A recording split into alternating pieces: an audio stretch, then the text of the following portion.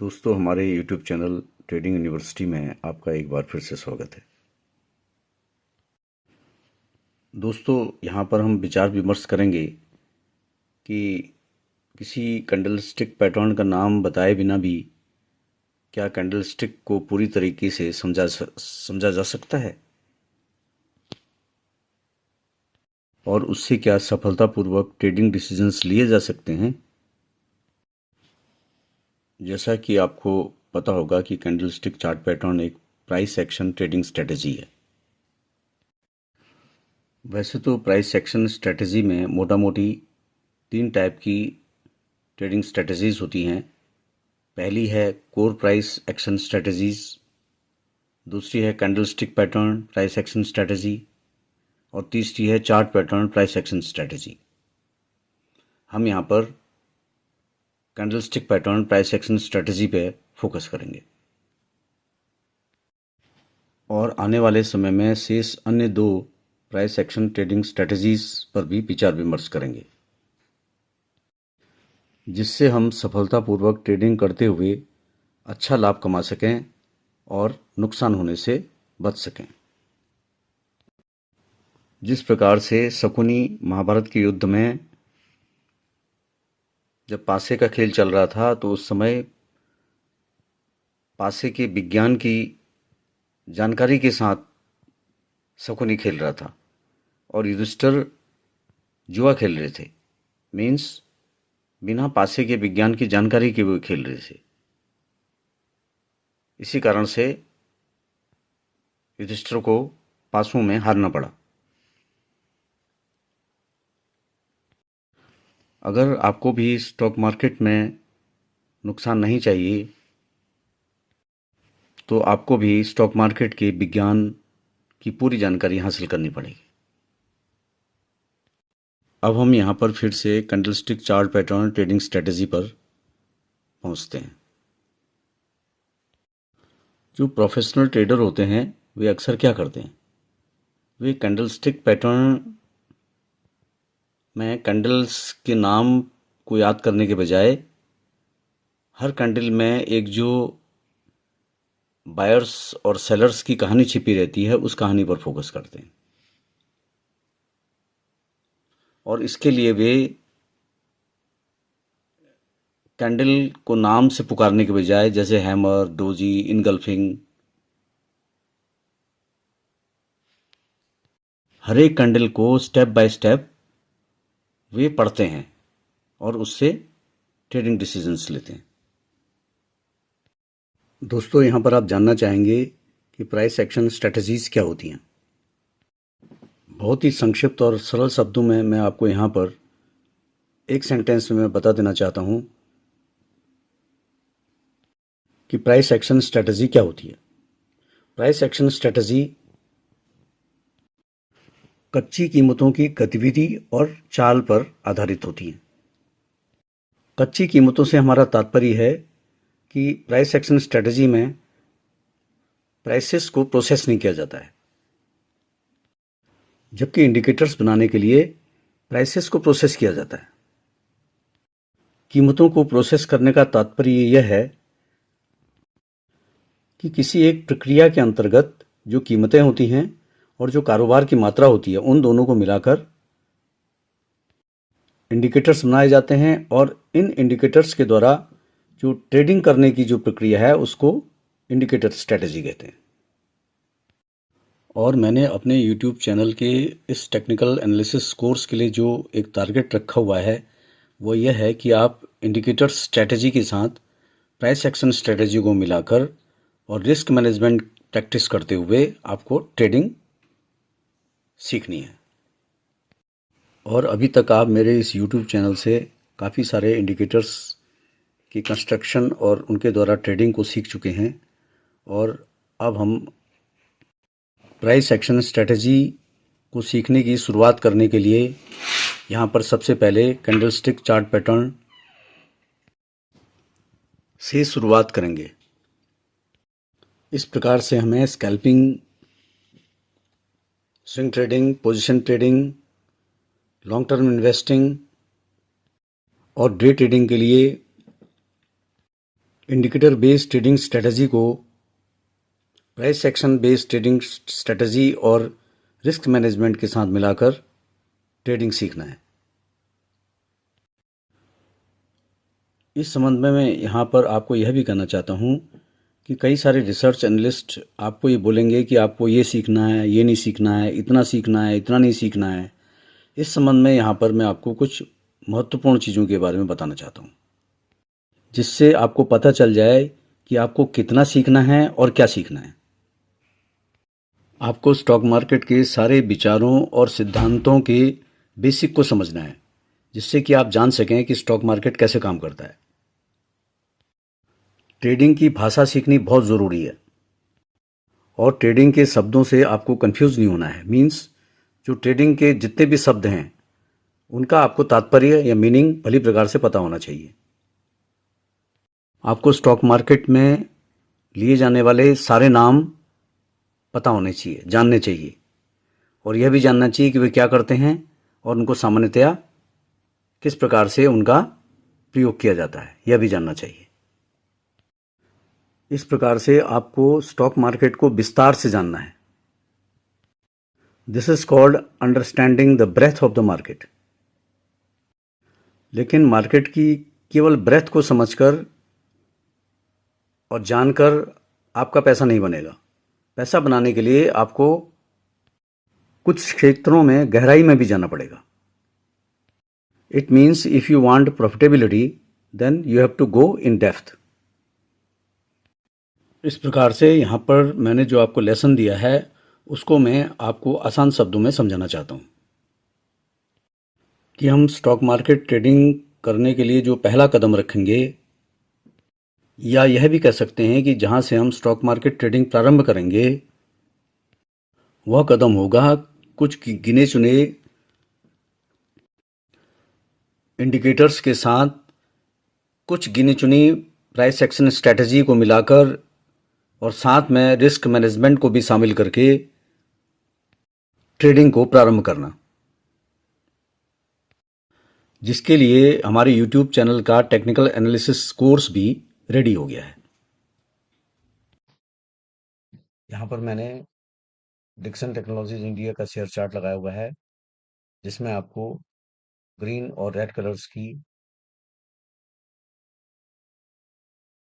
Structures दिखाई दे रही होंगी।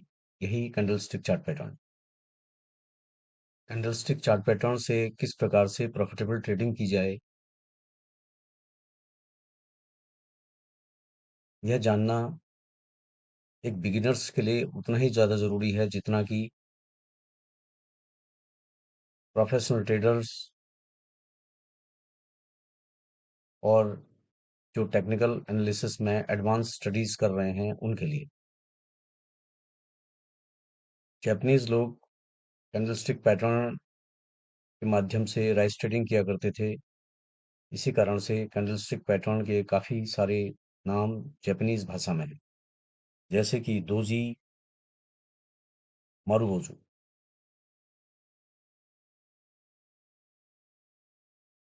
आपको यहाँ पर यह भी जानना बहुत ज़रूरी है कि जिस भी पीरियड का आप स्टॉक चार्ट लगाएंगे, जैसे यहाँ पर हमने डेली टाइम फ्रेम का चार्ट लगाया है, तो जो भी हमारी कैंडल आप इस चार्ट में देखोगे ये 1 डे की कैंडल है, एक दिन की एक कैंडल। और अगर हम यहाँ पर 15 मिनट का चार्ट लगाते हैं तो जो हमारी कैंडल होगी वो 15 मिनट की होगी। Every candle will be of 15 minute. और अगर हम यहाँ पर 5 मिनट का चार्ट लगाते हैं तो our every candle in this chart will be of 5 minute duration. Means यहाँ पर हमारी हर एक कैंडल जो है 5 मिनट में बन जाएगी। और जब हम डेली टाइम फ्रेम का चार्ट लगाते हैं तो हर एक घंटे की हमारी एक कैंडल बनेगी, हर एक दिन की एक कैंडल बनेगी। और अगर हम 1 डे का चार्ट लगाते हैं तो हर एक कैंडल 1 डे की होगी। और अगर हम 15 मिनट का चार्ट लगाते हैं तो हर एक कैंडल 15 मिनट की होगी। अब हम यहाँ पर बियरिश और बुलिश कैंडल दोनों के फॉर्मेशन को समझेंगे, जिसे समझे बिना हम ट्रेडिंग में उनसे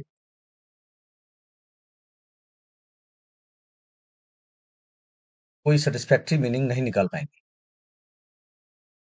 अब हम प्राइस मूवमेंट के जरिए कैंडलस्टिक को समझने की कोशिश करेंगे।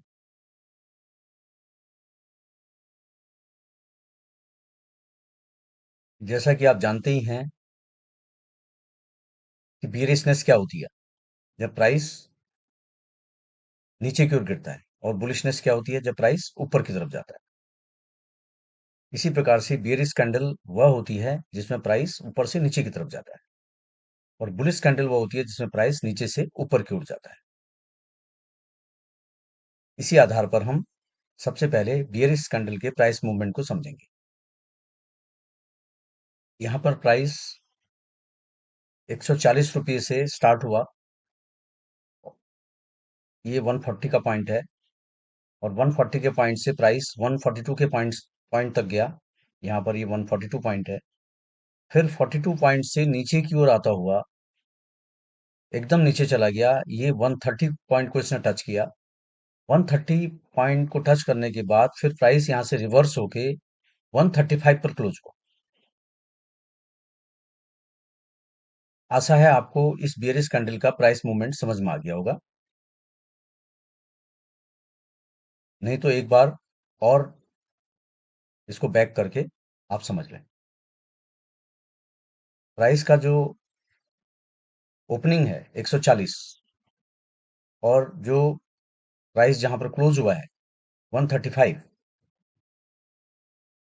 ये दोनों मिलकर कैंडल की बॉडी को बनाते हैं।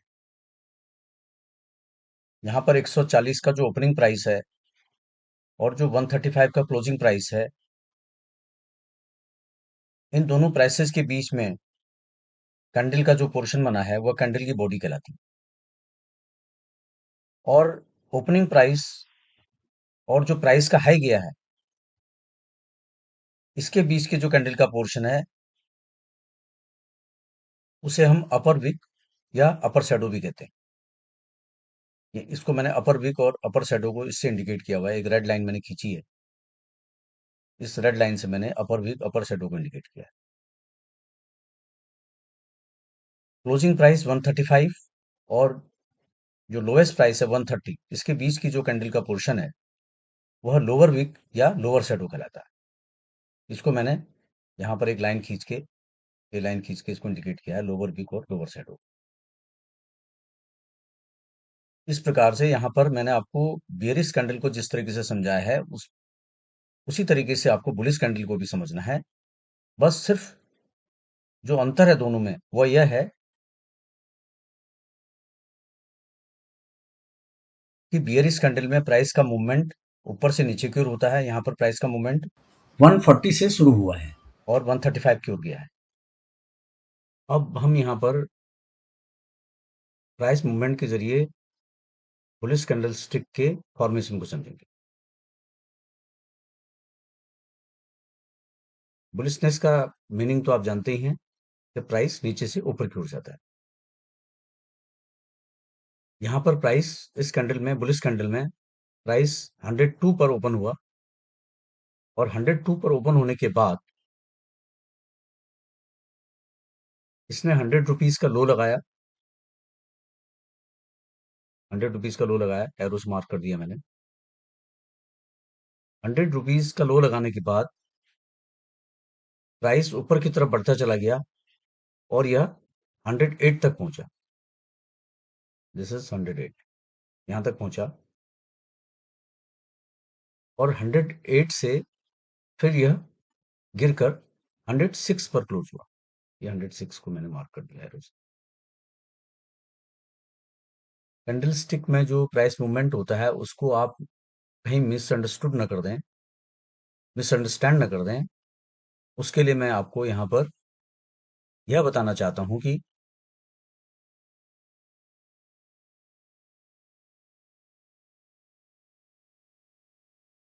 जिस प्रकार से आपने यहाँ पर बुलिश कैंडल स्टिक का प्राइस मूवमेंट देखा, एग्जैक्टली प्राइस मूवमेंट उसी तरीके से नहीं होता है।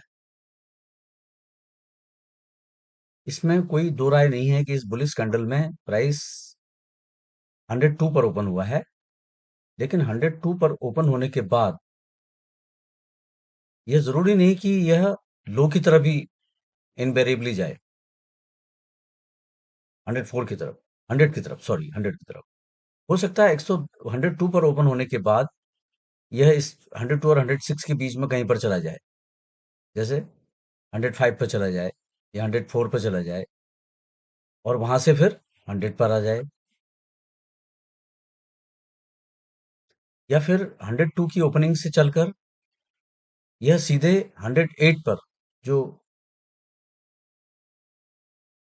प्राइस हाई है, वहां पर 108 पर पहुंच जाए और उसके बाद फिर वापस फिर 102 पर आ जाए, या फिर 100 तक चला जाए, जो कि इसका लोएस्ट प्राइस है इस कैंडल का। जैसे कि अगर हमने 15 मिनट का कैंडल स्टिक चार्ट पैटर्न लगाया हुआ है, तो 15 मिनट का यह लोएस्ट पॉइंट होगा। 15 मिनट कैंडल का ये लोएस्ट पॉइंट होगा 100। अब प्राइस यहां पर पहुंच गया आपके 100 पर, और यह भी हो सकता है कि 100 का लो लगाने के बाद यह एक बार फिर से 108 के हाई पर पहुंच जाए और वहां से लौटकर फिर 103 पर पहुंच जाए और फिर 15 मिनट का पीरियड समाप्त होने पर यह 106 पर पहुंच जाए। ये 106 को मैंने एरो से मार्क किया हुआ। इस प्रकार से प्राइस का मूवमेंट जो है कैंडल में कहीं से भी कहीं को हो सकता है, लेकिन इतना पक्का है कि प्राइस 102 पर ओपन हुआ और 106 पर क्लोज हुआ, और इसने 108 का हाई लगाया और 100 का लो लगाया।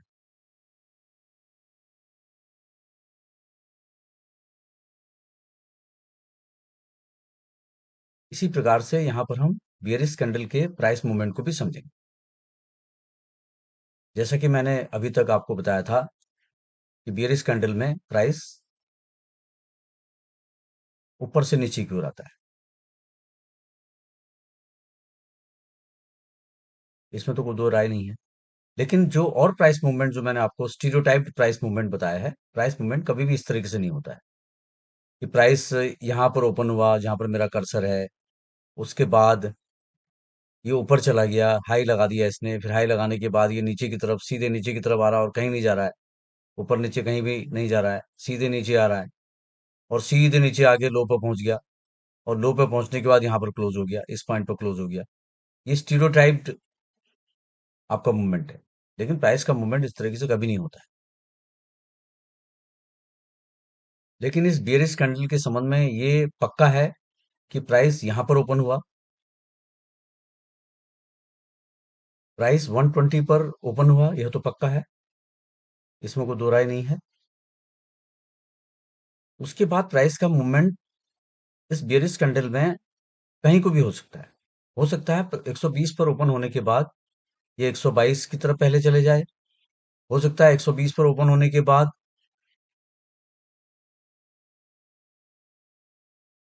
ये अपने लोएस्ट पॉइंट 114 पर पहुंच जाए। ये 114 मैंने मार्क किया हुआ है, और 114 से चलकर यह फिर ओपन पर आ जाए, फिर 122 के हाई पर पहुंच जाए, फिर 122 के हाई पर पहुंचने के बाद यह फिर 118 पर पहुंच जाए। कहीं को भी प्राइस की मूवमेंट हो सकती है,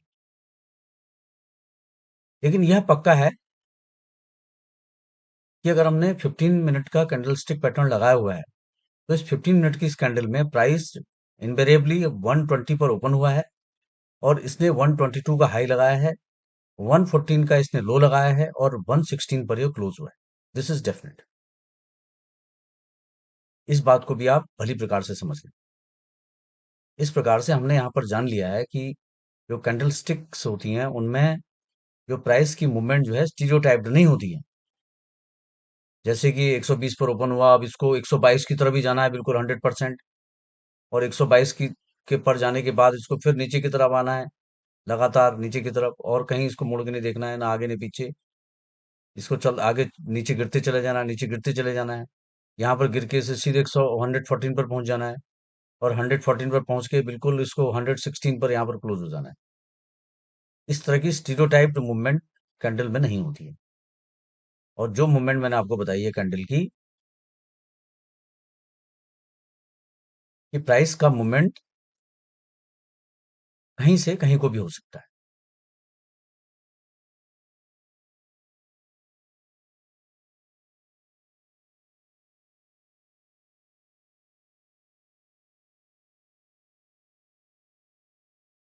अब यहाँ पर हम सबसे पहले कैंडल स्टिक के फॉर्मेशन को, उसके स्ट्रक्चर को, उसके कंपोनेंट्स को समझेंगे, जो कि बहुत ही एक बेसिक चीज है। आपको पता है कि बियरिशनेस क्या होती है? बियरिशनेस जब प्राइस ऊपर से नीचे की ओर जाता है। इस प्रकार से बियरिश कैंडल में भी प्राइस ऊपर से नीचे की ओर जाएगा, तो प्राइस का ओपन ऊपर होगा, जैसे कि यहां पर हुआ है। प्राइस का ओपन यहां पर हुआ है और प्राइस का क्लोज यहां पर हुआ है। और बुलिशनेस क्या होती है? जब प्राइस नीचे से ऊपर की ओर जाता है। तो बुलिश कैंडल में क्या होगा? प्राइस यहां पर से स्टार्ट होगा, नीचे से स्टार्ट होगा और ऊपर की तरफ को जाएगा। यह तो एक डिफरेंस हो गया। दोनों कैंडल में प्राइस मूवमेंट का भी डिफरेंस होता है। अब मैं सबसे पहले आपको बियरिश कैंडल का प्राइस मूवमेंट बताऊंगा। जैसा कि मैंने आपको बताया कि बियरिश कैंडल में प्राइस ऊपर से शुरू होता है। तो प्राइस यहां पर इस कैंडल में 140 से शुरू हुआ और फिर यह थोड़ा सा ऊपर की तरफ गया और 142 तक पहुंचा। और 142 पर पहुंचने के बाद फिर यह रिवर्स हुआ और रिवर्स होके फिर यह लगातार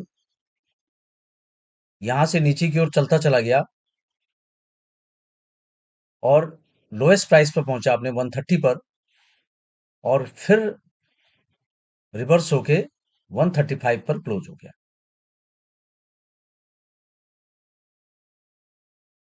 मैं आशा करता हूं कि आपने बेरिस कैंडल का प्राइस मूवमेंट समझ लिया होगा।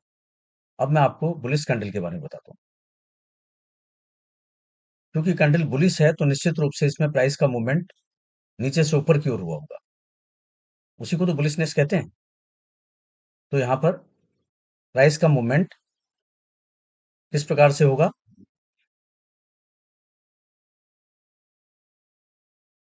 यहाँ पर चूंकि कैंडल बुलिश कैंडल को हम डिस्क्राइब कर रहे हैं, तो बुलिश कैंडल में प्राइस 120 से ओपन हुआ। क्योंकि बुलिश कैंडल है तो इसमें प्राइस नीचे से ऊपर की ओर जाएगा, तो ओपन यहाँ पर हुआ।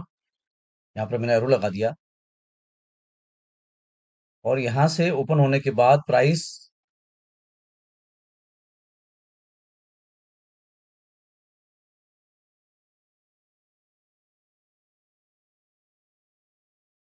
यहाँ से यहाँ तक गया। इसने लोएस्ट टच किया अपना, और लोएस्ट टच करने के बाद प्राइस यहाँ से फिर रिवर्स होता है और यहाँ से रिवर्स होके यह हाईएस्ट को टच करता है आपने, और हाईएस्ट को टच करने के बाद फिर ये वापस होकर प्राइस यहाँ पर क्लोज हो जाता है। इस प्रकार से यह बुलिश कैंडल का फॉर्मेशन कर देता है।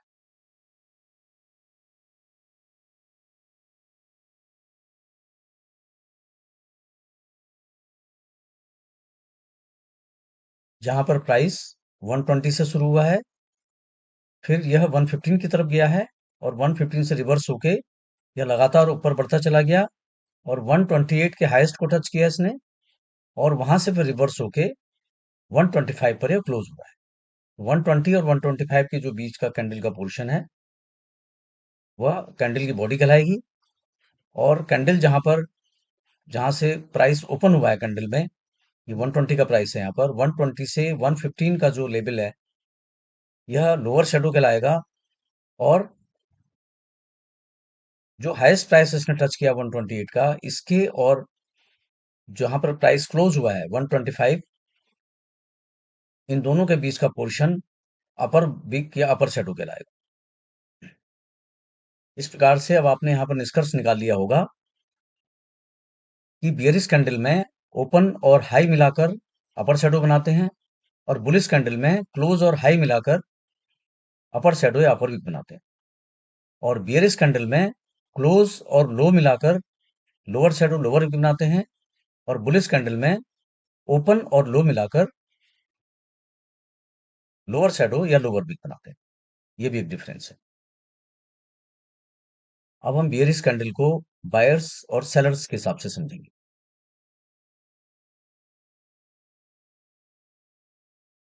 जैसा कि यहाँ पर प्राइस बियरिश कैंडल में 140 से स्टार्ट होता है, और कुछ देर के लिए इसमें बायर्स मजबूत हो जाते हैं, और वे प्राइस को 142 के लेवल तक पहुंचाते हैं। लेकिन वह इससे ऊपर ले जाने में इससे असमर्थ होते हैं। इस कारण से प्राइस फिर नीचे की तरफ बढ़ने लगता है, और सेलर का नियंत्रण बढ़ने लगता है, वे प्राइस को नीचे की तरफ ले जाते हैं, उनका नियंत्रण बढ़ता चला जाता है, फिर वो प्राइस को 130 तक पहुंचाते हैं। 130 तक पहुंचाने के बाद फिर कुछ देर के लिए बायर फिर ट्राई करते हैं प्राइस को ऊपर ले जाने के लिए, लेकिन वो प्राइस को फिर 135 तक ही ले जा पाते हैं।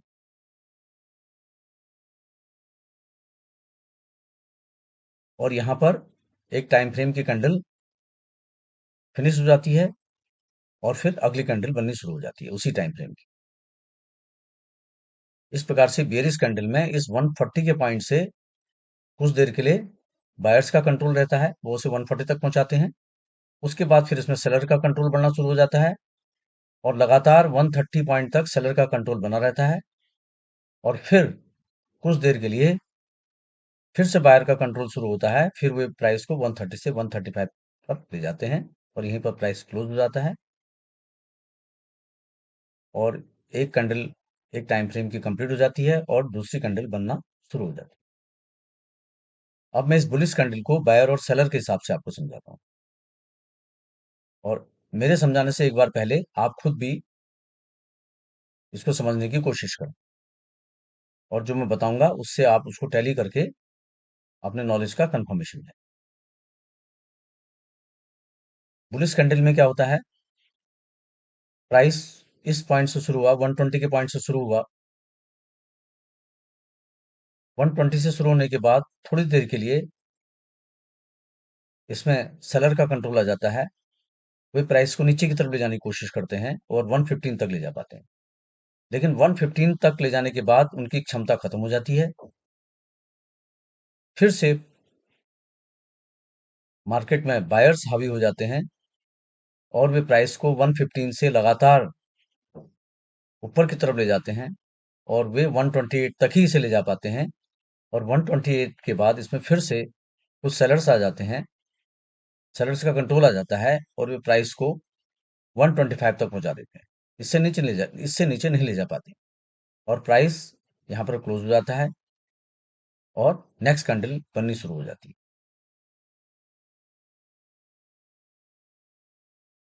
चाहे बियरिश कैंडल हो या बुलिश कैंडल हो, इन दोनों में ही प्राइस जहां पर ओपन होता है और जहां पर क्लोज होता है, वह पोर्शन कैंडल की बॉडी को बनाते हैं।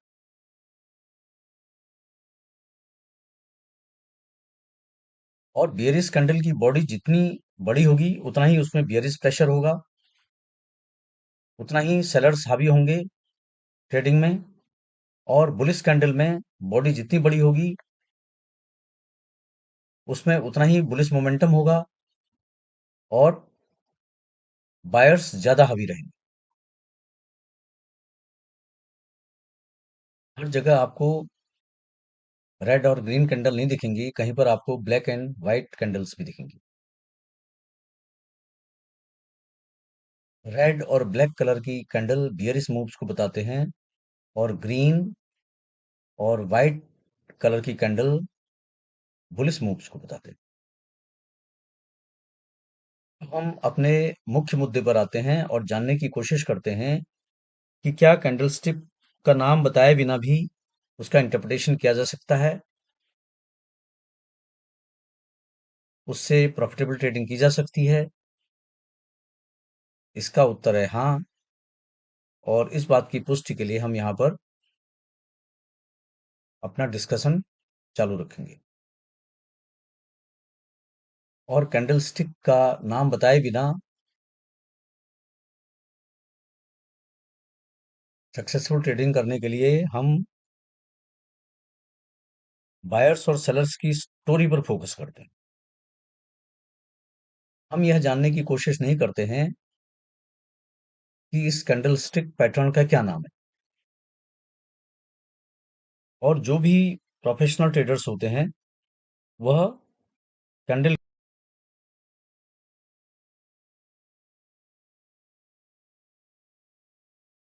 कैंडल की स्टोरी पर फोकस करते हैं, न कि उसके नाम पर ध्यान देते हैं।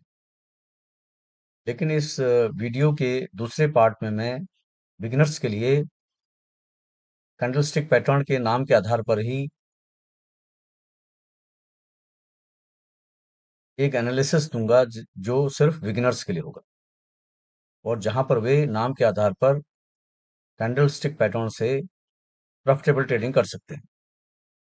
फॉर एग्जांपल, जब हम स्टॉक चार्ट में 15 मिनट टाइम फ्रेम का चार्ट लगाते हैं और वहां पर हम देखते हैं कि 15 मिनट टाइम फ्रेम की एक कैंडल तो बन चुकी है और अब नई कैंडल बननी शुरू हो गई है। तो 15 मिनट टाइम फ्रेम के जस्ट शुरू होने पर जो प्राइस होता है वो प्राइस ओपनिंग प्राइस होगा, और यह ओपनिंग प्राइस कैंडल के फॉर्मेशन के समाप्त होने के बाद भी, 15 मिनट के ड्यूरेशन के समाप्त होने के बाद भी ये ओपनिंग पॉइंट यही रहेगा, यह चेंज नहीं होता। लेकिन प्राइस की ओपनिंग पर ही आप नहीं बता सकते कि प्राइस का मूवमेंट किस ओर को होगा। प्राइस का बुलिश मूवमेंट होगा, बियरिश मूवमेंट होगा, या आप सिर्फ कैंडल को ऑब्जर्व करके ये चीजें नहीं बता सकते।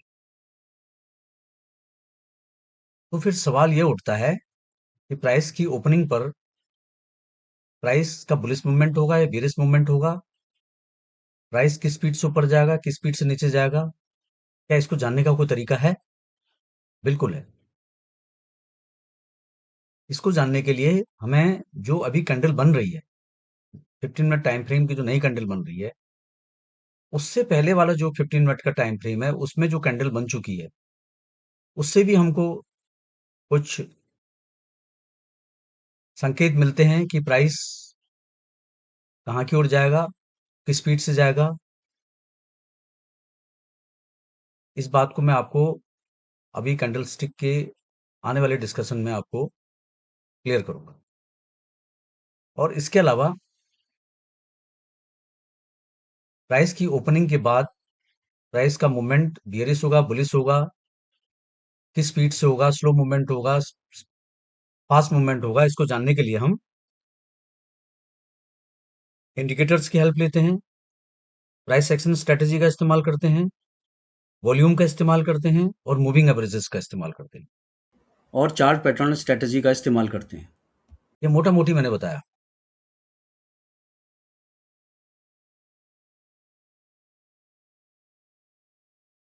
और भी कई टूल्स हैं, हम जिन टूल्स के द्वारा प्राइस के मूवमेंट को और प्राइस की स्पीड को प्रेडिक्ट कर सकते हैं। फॉर्मेशन और कैंडल के कंपोनेंट्स को समझने के सिलसिले में यहाँ पर एक बात और रह गई है जिसे मैं आपको बताना चाहता हूँ। वह यह है कि किसी भी टाइम फ्रेम में जब एक नई कैंडल बन रही होती है तो उस समय प्राइस जहां पर स्टार्ट होता है, जिसे हम ओपनिंग प्राइस भी कहते हैं, वह कैंडल के टाइम फ्रेम के एंड होने तक वही रहेगा, लेकिन कैंडल का हाई, लो एंड क्लोज तभी डिसाइड होगा जब कैंडल का फॉर्मेशन कंप्लीट होगा। आशा है इसको आप भली प्रकार समझ गए होंगे। फॉर एग्जाम्पल,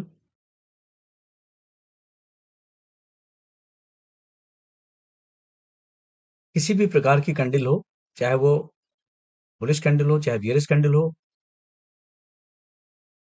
जैसे कि यहाँ पर इस बियरिश कैंडल में, अभी बियरिश कैंडल नहीं बनी है, अभी तो स्टार्ट ही हुआ है, प्राइस अगर 110 पर ओपन हुआ है तो इस कैंडल के फॉर्मेशन के एंड तक ओपनिंग प्राइस 110 ही रहेगा, इसमें कोई चेंज नहीं होता।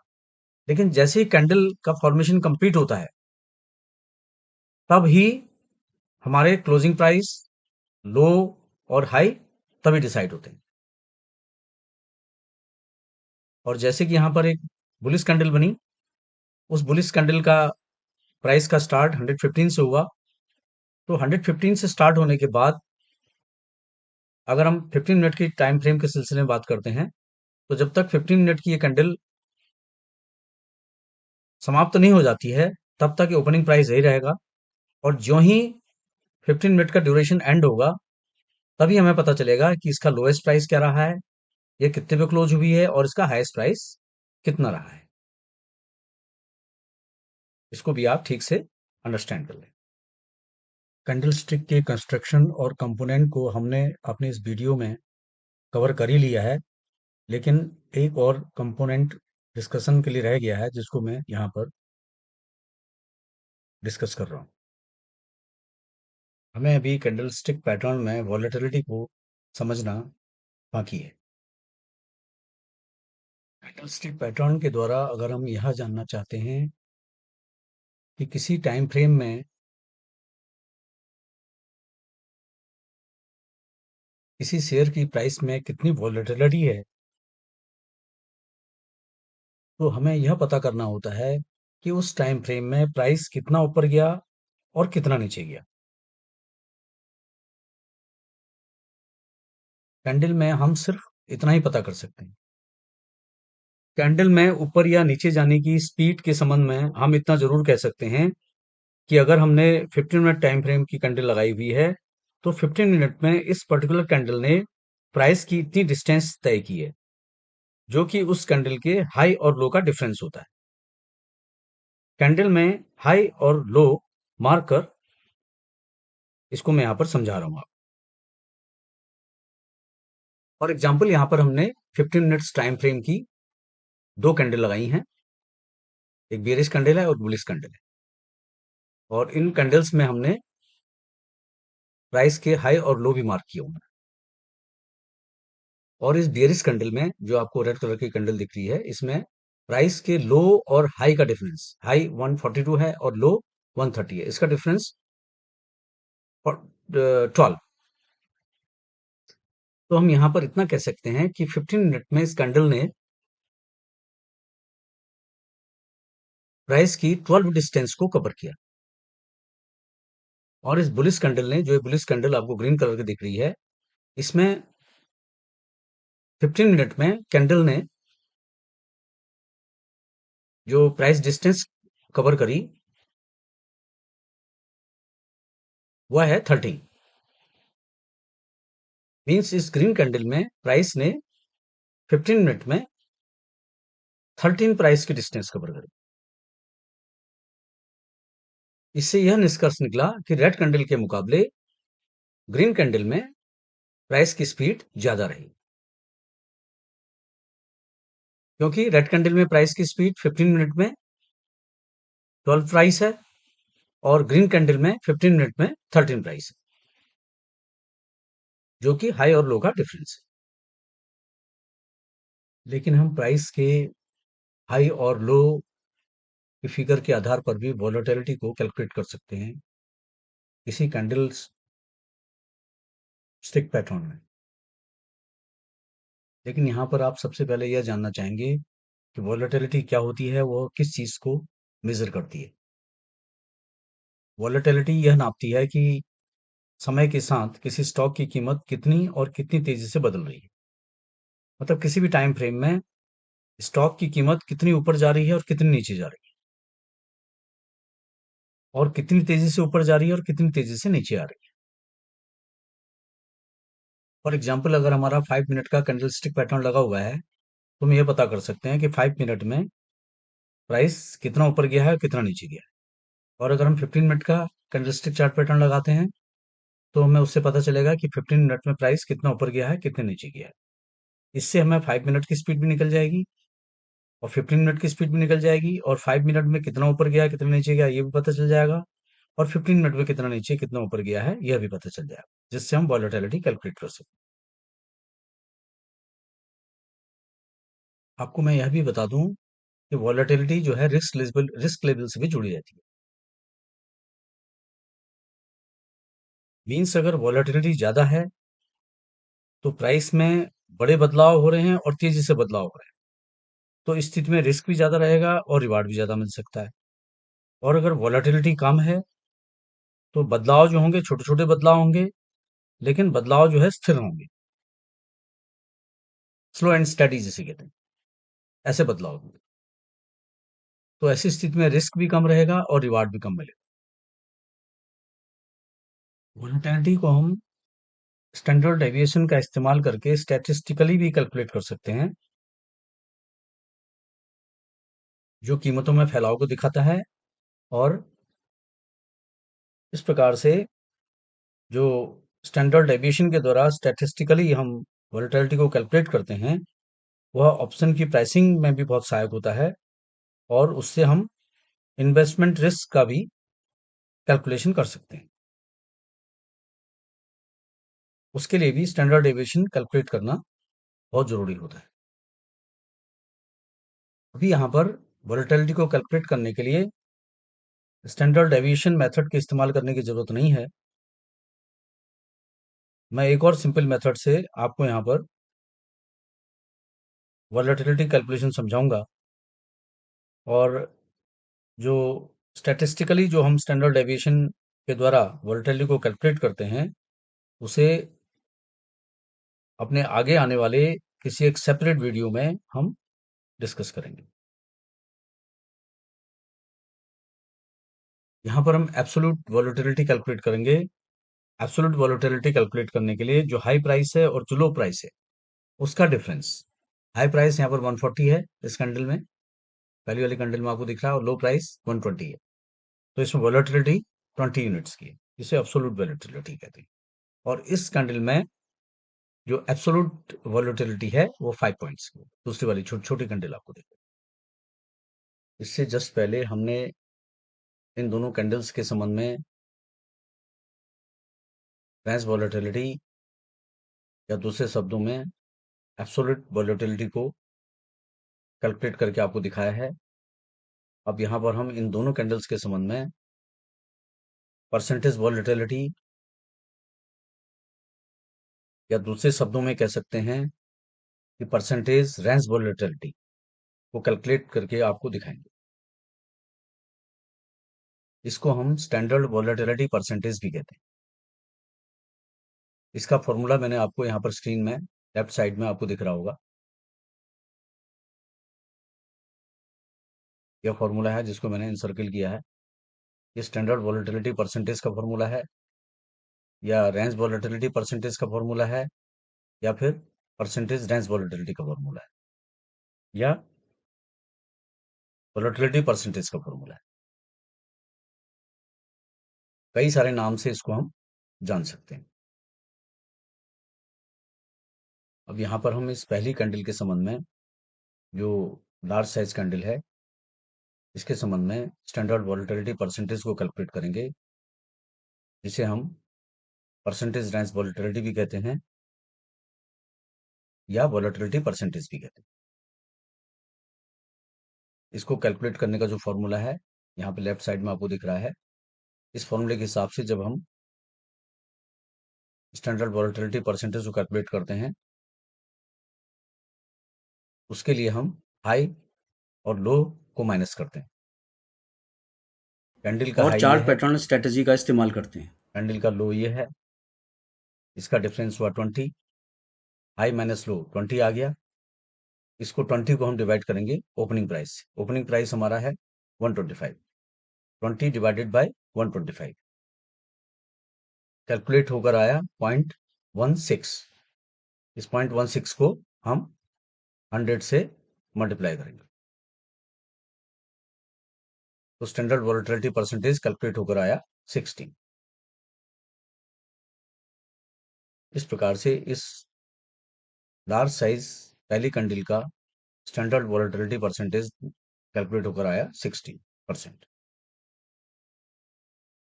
अब हम इसी प्रकार से दूसरी छोटी वाली कैंडल का वोलेटिलिटी परसेंटेज कैलकुलेट करेंगे। इसके लिए भी यही फॉर्मूला है जो फॉर्मूला बड़ी कैंडल के लिए था। यहाँ पर हम अगर हाई और लो का माइनस करते हैं, हाई 125 है, लो 120 है, तो इसका डिफरेंस आया 5। हाई और लो का डिफरेंस इस कैंडल के संबंध में आया 5। इस 5 को हम डिवाइड करेंगे ओपन से। 5 डिवाइडेड बाय ओपन, यहाँ पर आप देख रहे हैं high minus low divided by open. High minus low का डिफरेंस आया 5, 5 divided by open, open price है 122, therefore 5 divided by 122 is equal to 0.040 and 0.040 multiplied by 100, by this 100.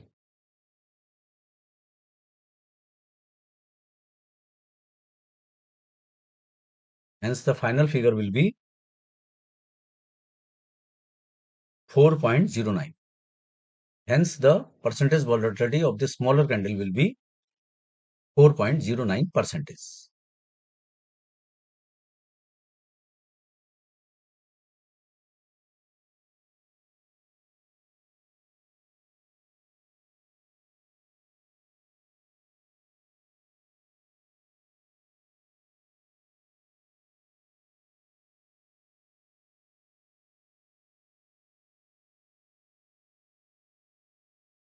इस प्रकार से यहाँ पर वॉलेटिलिटी परसेंटेज को स्क्रूटनाइज करके आपको पता चलेगा कि छोटी कैंडल का जो वॉलेटिलिटी परसेंटेज है वो पहली कैंडल के मुकाबले काफी कम है। इस प्रकार से आप कैंडल स्टिक चार्ट पैटर्न में कैंडल के साइज को देखकर उसकी वॉलेटिलिटी का एक अनुमान केवल ऑब्जर्वेशन से लगा सकते हैं। कैलकुलेट करने की कोई आवश्यकता नहीं है, सिर्फ वॉलेटिलिटी को समझना है। जो आप इस कैंडल स्टिक में जो मैंने वॉलेटिलिटी परसेंटेज कैलकुलेट किया है उससे आप समझ चुके होंगे।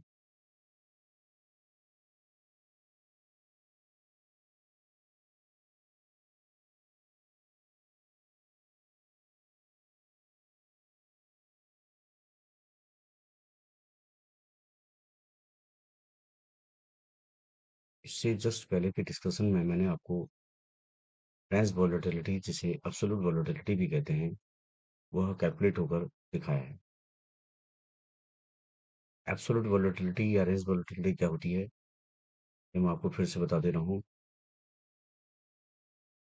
यह एक पर्टिकुलर कैंडल का, जो ये सपोज हम एक ग्रीन कैंडल का यहाँ पर एग्जांपल लेते हैं, बुलिश कैंडल का। इस बुलिश कैंडल ने जो हाई और लो लगाया है उसका डिफरेंस एब्सोल्यूट वॉलेटिलिटी या रेंज वॉलेटिलिटी होता है। इस प्रकार से इस कैंडल का हाई 112 है, जिसे मैं आपको यहाँ पर दिखा रहा हूँ, और इसका लो 95 है, तो इसका डिफरेंस आया 17। तो 17 रेंज वॉलेटिलिटी या एब्सोल्यूट वॉलेटिलिटी। इसी प्रकार से कैलकुलेट करके आपको यहाँ पर दिखाई देने वाली बियरिश कैंडल की भी रेंज वॉलेटिलिटी या एब्सोल्यूट वॉलेटिलिटी कैलकुलेट करना है। और जो आंसर आएगा, मैंने यहाँ पर लेफ्ट हैंड साइड में लिखा हुआ है, जो ये बियरिश कैंडल है, इसका जो रेंज वॉलेटिलिटी या एब्सोल्यूट वॉलेटिलिटी कैलकुलेट होकर आएगी, इसको मैंने राइट हैंड साइड में ऊपर लिखा हुआ है, जिसमें कर्सर से दिखा रहा हूँ, 30 निकल कर आएगा। और आप भी इसको कैलकुलेट करके देखिए कि 30 निकल के आ रहा है या नहीं नहीं आ रहा है। परसेंटेज रेंज वॉलेटिलिटी भी मैं आपको कैलकुलेट करके दिखा दिया हूँ। परसेंटेज रेंज वॉलेटिलिटी निकालने के लिए हम देखते हैं कि जो ट्रेडिंग रेंज है वह ओपनिंग प्राइस का कितना परसेंटेज है। यहाँ पर जो बुलिश कैंडल है उसमें जो ट्रेडिंग रेंज है वो निकल कर आया, एक 112 minus 95 is equal to 17 trading range है। ये 17 जो है ओपनिंग प्राइस का कितना परसेंटेज है। ओपनिंग प्राइस है 100, तो 17 ओपनिंग प्राइस का कितना परसेंटेज है। इसको कैलकुलेट करने के लिए 17 डिवाइडेड बाय 100,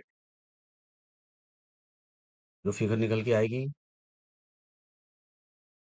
0.17, उसको हम 100 से मल्टीप्लाई कर देंगे। 0.17 इंटू 100 इज इक्वल टू 17।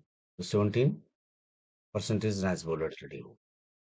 इसी कैलकुलेशन के आधार पर आप यहाँ पर जो रेड कैंडल है, जो बेरिश कैंडल है, उसकी भी परसेंटेज राइज वॉलेटिलिटी कैलकुलेट कर लेंगे।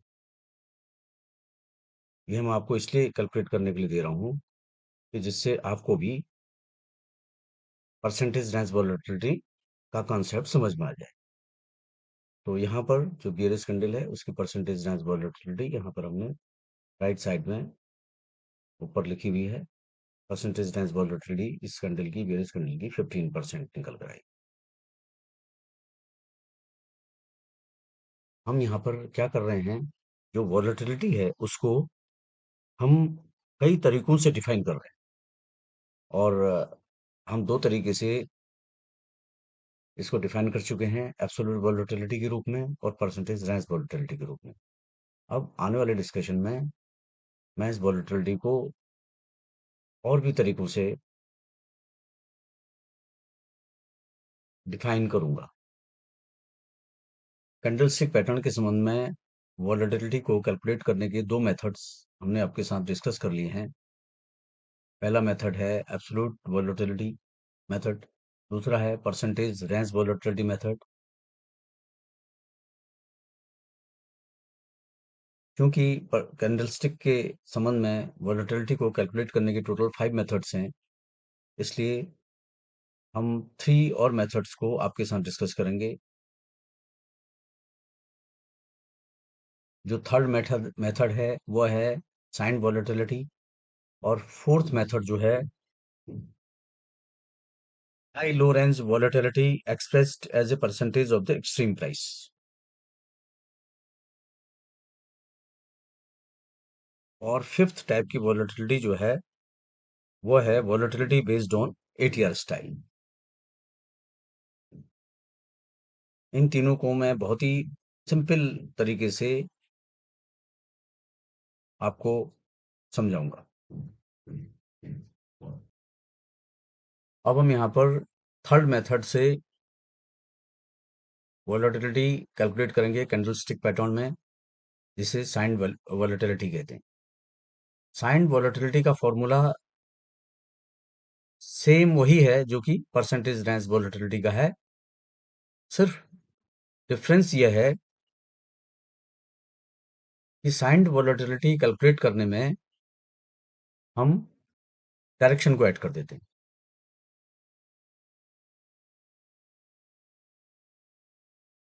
अभी तक हमने कैंडलस्टिक पैटर्न के संबंध में वॉलेटिलिटी को कैलकुलेट करने के दो मेथड्स को स्टडी कर लिया है, जिसमें पहली मेथड थी एब्सोल्यूट वॉलेटिलिटी और दूसरी मेथड थी परसेंटेज रेंज वॉलेटिलिटी।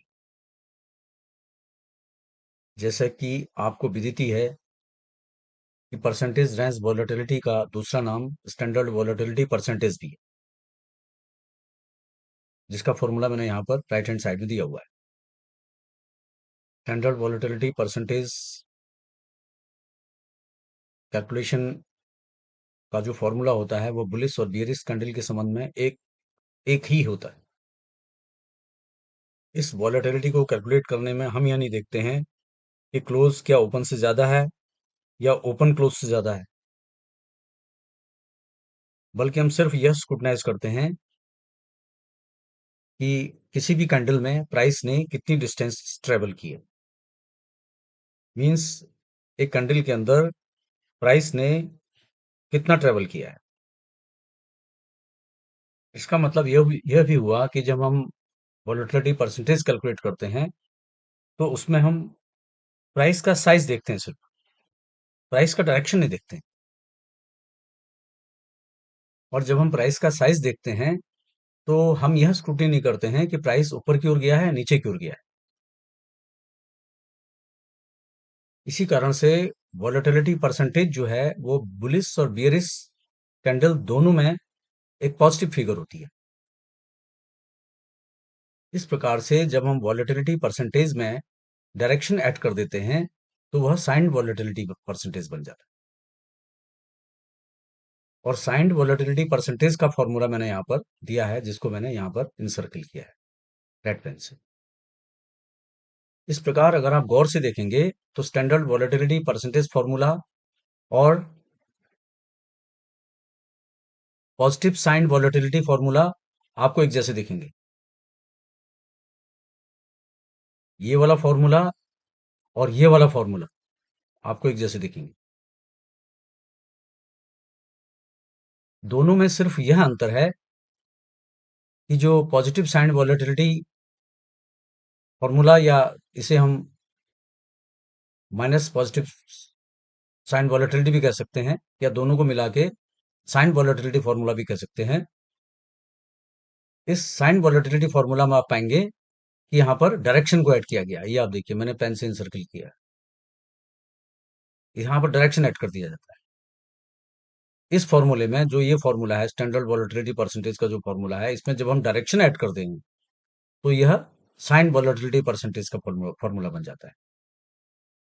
और डायरेक्शन ऐड करने में भी हमें ध्यान रखना है कि अगर हम बुलिश कैंडल की साइन वॉलेटिलिटी परसेंटेज कैलकुलेट कर रहे हैं तो जो डायरेक्शन हम ऐड करेंगे वो +1 करेंगे, और अगर हम बियरिश कैंडल का साइन वॉलेटिलिटी परसेंटेज कैलकुलेट कर रहे हैं तो स्टैंडर्ड वॉलेटिलिटी परसेंटेज फॉर्मूला में हम -1 को ऐड करेंगे।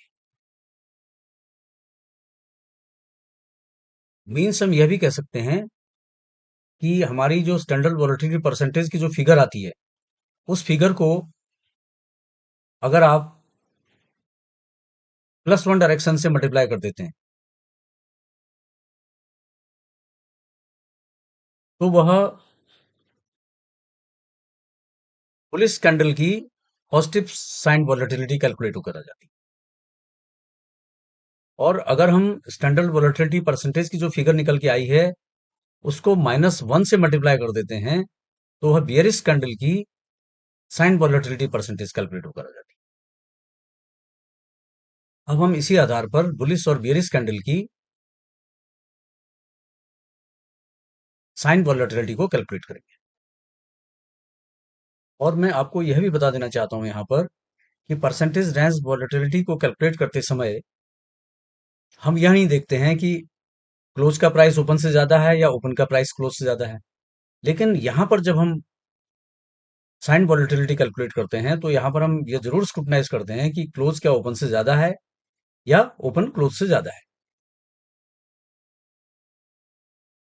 अगर क्लोज ओपन से ज्यादा है तो इट मींस बुलिश कैंडल है, और उस स्थिति में हम जो स्टैंडर्ड वॉलेटिलिटी परसेंटेज कैलकुलेट होकर आता है उसको +1 से मल्टीप्लाई करते हैं।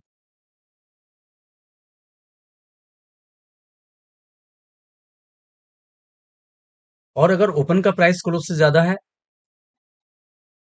तो वह एक बियरिश कैंडल होती है, तो उस स्थिति में हम जो वॉलेटिलिटी परसेंटेज निकल कर आता है उसको हम -1 से मल्टीप्लाई करते हैं। इस प्रकार अब आपको समझ में आ गया होगा कि साइन वॉलेटिलिटी परसेंटेज को कैलकुलेट करने का जो फॉर्मूला है वही फॉर्मूला स्टैंडर्ड वॉलेटिलिटी परसेंटेज को भी कैलकुलेट करने का है। सिर्फ अंतर यह है कि साइन वॉलेटिलिटी परसेंटेज को कैलकुलेट करने में स्टैंडर्ड वॉलेटिलिटी परसेंटेज को बियरिश कैंडल के संबंध में -1 से और बुलिश कैंडल के संबंध में +1 से मल्टीप्लाई कर दिया जाता है। इस प्रकार से इस बियरिश कैंडल की साइन वॉलेटिलिटी जो कैलकुलेट होकर आई है वो है -15%। हम कैंडलस्टिक पैटर्न के संबंध में बुलिश और बियरिश कैंडल के द्वारा फोर्थ टाइप की वॉलेटिलिटी को समझेंगे और कैलकुलेट भी करेंगे। फोर्थ टाइप की वॉलेटिलिटी को समझने के लिए फोर्थ टाइप की जो यह वॉलेटिलिटी है इसमें हम यह देखते हैं कि चाहे वो बियरिश कैंडल हो चाहे बुलिश कैंडल हो, उस कैंडल का जो प्राइस रेंज है वो प्राइस रेंज एक्सट्रीम प्राइस का कितना परसेंटेज है। दूसरे शब्दों में हम यह भी कह सकते हैं कि जो कैंडल का हाईएस्ट प्राइस है और जो लोएस्ट प्राइस है उसका जो डिफरेंस है वह एक्सट्रीम प्राइस का कितना परसेंटेज है। फॉर एग्जाम्पल यहाँ पर जो बुलिश कैंडल आपको दिख रही है, इस बुलिश कैंडल को मैंने इंसर्कल किया हुआ है। इस बुलिश कैंडल का जो प्राइस रेंज है वह 95 टू 112 है। ये 112, ये 95। ये लोएस्ट प्राइस है 95, ये 112 हाईएस्ट प्राइस है। तो इसका जो प्राइस रेंज है उसका डिफरेंस निकल कर आया 112 माइनस 95 इज इक्वल टू 17। अब हम यहां पर ये देखेंगे कि जो 17 जो फिगर निकल कर आई है, यह इस बुलिश कैंडल के जो एक्सट्रीम प्राइसेस हैं उनका कितना परसेंटेज है। मींस जो ये 17 नंबर है, यह एक्सट्रीम हाई का कितना परसेंटेज है और एक्सट्रीम लो का कितना परसेंटेज है। पहले हम कैलकुलेट करेंगे कि जो प्राइस रेंज है वह एक्सट्रीम हाई का कितना परसेंटेज है। प्राइस रेंज 17 हो गया, एक्सट्रीम हाई हो गया 112। 10 17 divided by 112 is equal to 0.1517। अब हम इस 0.1517 को परसेंटेज फॉर्म में रखने के लिए 100 से मल्टीप्लाई कर देंगे तो आंसर निकल के आएगा 15.17%। इस प्रकार से हमारी ये वाली वॉलेटिलिटी कैलकुलेट हो जाएगी। ये वाली जिसको मैं इंसर्किल किया हुआ है, ये वाली वॉलेटिलिटी कैलकुलेट हो जाएगी जो निकल कर आई 15.17। अब हम इस वॉलेटिलिटी को कैलकुलेट करते हैं। ये दूसरी वाली सेकंड सेकंड सीरियल नंबर पर जो वॉलेटिलिटी जिसको मैं सर्किल कर रहा हूँ, इस वॉलेटिलिटी को कैलकुलेट करते हैं। अब हम इसको कैलकुलेट करने के लिए जो प्राइस रेंज है, हम उसको देखेंगे कि वो प्राइस रेंज जो है लोएस्ट प्राइस का एक्सट्रीम लो का कितना परसेंटेज है। तो यहां पर जो प्राइस रेंज है वो वही 17 आया। 17 को हम देखेंगे कि वह 95 का कितना परसेंटेज है। तो जब हम कैलकुलेशन करेंगे तो 17 divided by 95 is equal to 0.1789। और जब हम 0.1789 को परसेंटेज फॉर्म में रखेंगे तो 100 से मल्टीप्लाई किया जाएगा इसे, और जो वॉलेटिलिटी निकल कर आई वो निकल कर आई 17.89%। ये वॉलेटिलिटी जो है ये सेकंड टाइप, ये वाली वॉलेटिलिटी है, high low range volatility expressed as a percentage of the lower extreme 17.89। अब हम सीरियल नंबर 3 पर जो वॉलेटिलिटी हमने मेंशन की हुई है, इस वॉलेटिलिटी को हम कैलकुलेट करेंगे। जो वॉलेटिलिटी हमें यहाँ पे कैलकुलेट करनी है उसको मैंने यहाँ पर इंसर्किल किया है। इसको कैलकुलेट करने के लिए हम जो हायर एक्सट्रीम प्राइस है 112 और जो लोअर एक्सट्रीम प्राइस है 95,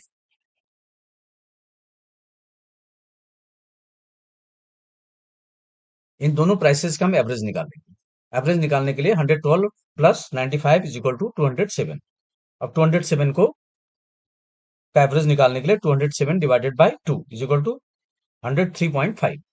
अब हम यहाँ पर ये देखेंगे जो प्राइस रेंज है, जो 17 112 और 95 का डिफरेंस है 17, वह 17 इस एवरेज का जो एवरेज निकल कर आया 103.5 उसका कितना परसेंटेज है। तो यह कैलकुलेट करने के लिए हम 17 को 100 103.5 से डिवाइड करेंगे तो फिगर निकल कर आई 0.1642। अब इसको परसेंटेज फॉर्म में कन्वर्ट करने के लिए हम इसको 100 से मल्टीप्लाई करेंगे तो 100 से मल्टीप्लाई करने पर जो आंसर निकल के आया वह निकल के आया 16.42। यह 16.42 ये वाली वॉलेटिलिटी है जिसको मैंने यहाँ पर एनसर्किल किया हुआ है। अब यहाँ पर मैंने जिस मेथड से serial number 1, serial number 2, serial number 3 मैं मेंशन वॉलेटिलिटी को कैलकुलेट किया है बुलिश कैंडलस्टिक के संबंध में, इसी तरीके से आपको इन तीनों वॉलेटिलिटी को बेयरिश कैंडलस्टिक के संबंध में कैलकुलेट करना है। और अपने आंसर को आपको यहाँ पर जो मैंने आंसर दिया हुआ है, यहाँ पर जो मैंने आंसर दिए हुए हैं ये इनसर्किल किया हुआ है मैंने। इन सब तीनों टाइप की वॉलेटिलिटी को बेयरिश कैंडल के संबंध में मैंने कैलकुलेट किया है, उनके आंसर्स मैंने यहाँ पर भी लिखे हुए हैं।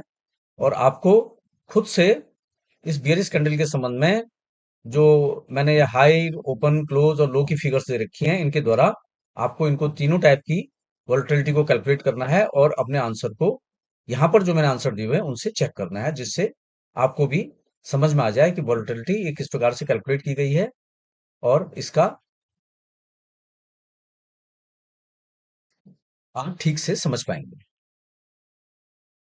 यहाँ पर मैंने फर्स्ट सेकंड थर्ड में सीरियल नंबर पर जो वॉलेटिलिटी मैंने मेंशन की हुई है, इनको कैलकुलेट करने का जो फॉर्मूला है वो भी मैंने यहाँ पर राइट हैंड साइड में दिया हुआ है।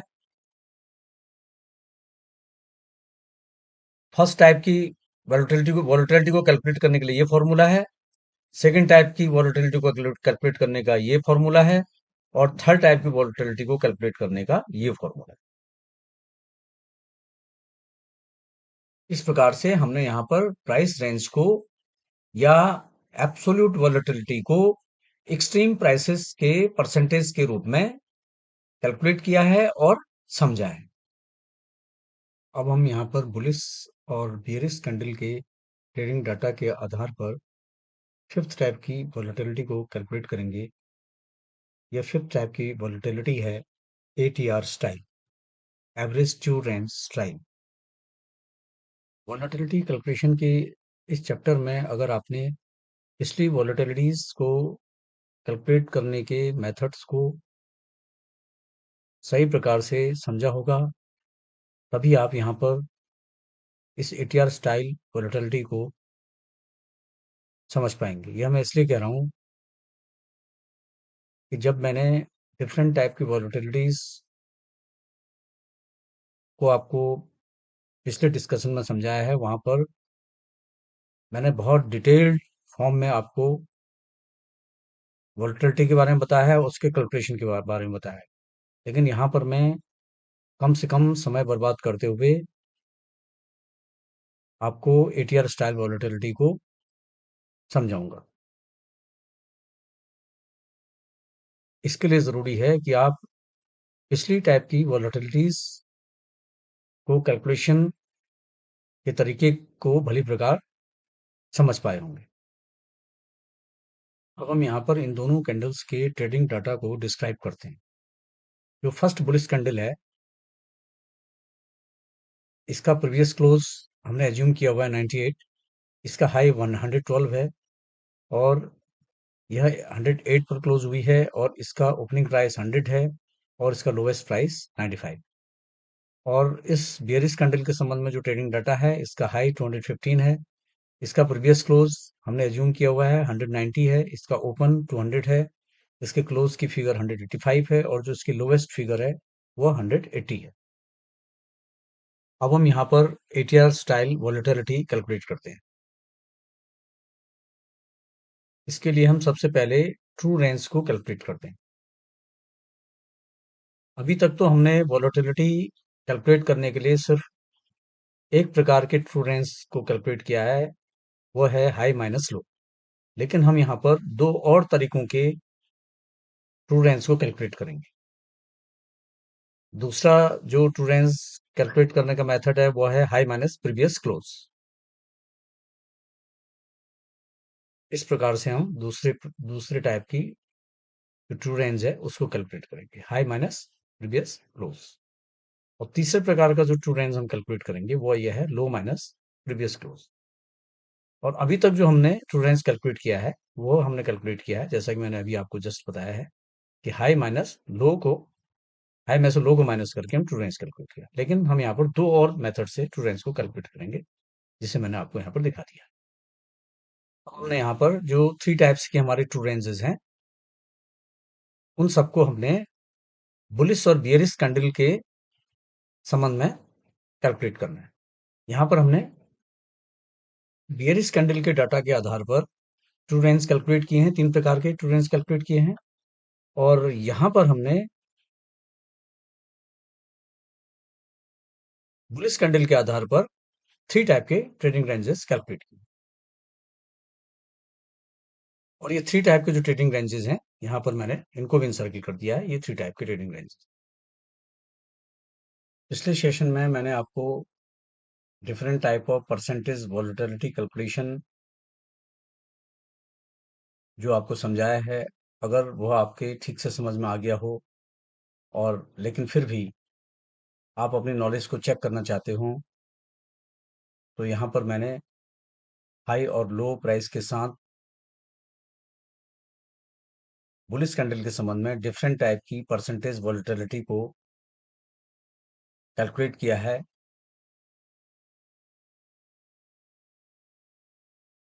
तो यहाँ पर आप अपनी नॉलेज को चेक कर लें। और एक दूसरी सिचुएशन में जहाँ पर आपको वॉलेटिलिटी परसेंटेज कैलकुलेशन समझ में ना आया हो, तो यहाँ पर आप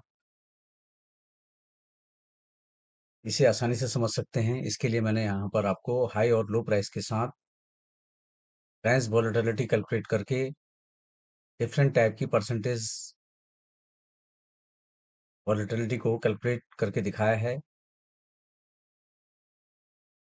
इससे आप भी कैलकुलेट करने की कोशिश करें और यहाँ पर अपने आंसर को इस टेबल के आंसर से टैली कर लें। ये सारी percentage volatility calculation bullish candle के संबंध में।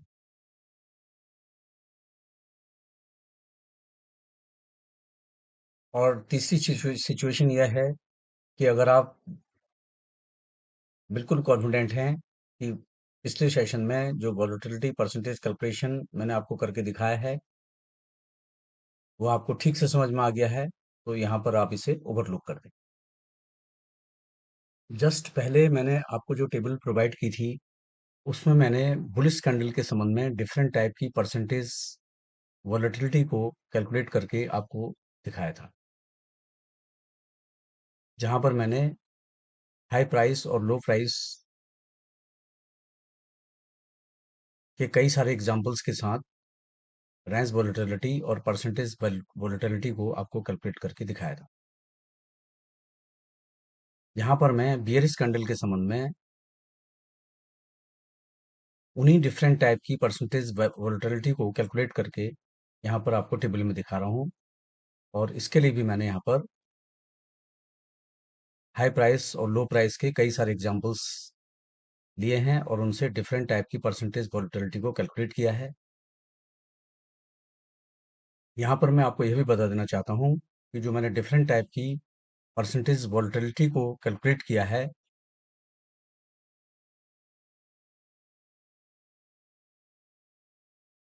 उसके कैलकुलेशन का तरीका बुलिश और बियरिश कैंडल के संबंध में सिमिलर है, एक जैसा है।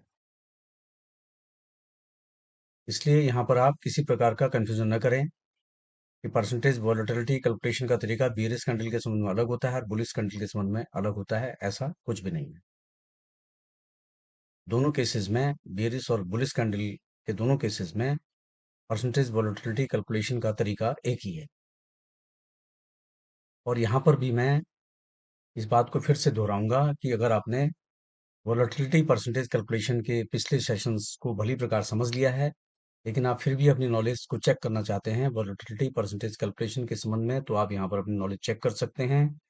और दूसरी सिचुएशन में अगर आप बिल्कुल कॉन्फिडेंट हैं कि मैं वॉलेटिलिटी परसेंटेज कैलकुलेशन को भली प्रकार समझ चुका हूँ, तो इस सेशन को आप इस टेबल को आप ओवरलुक कर दें।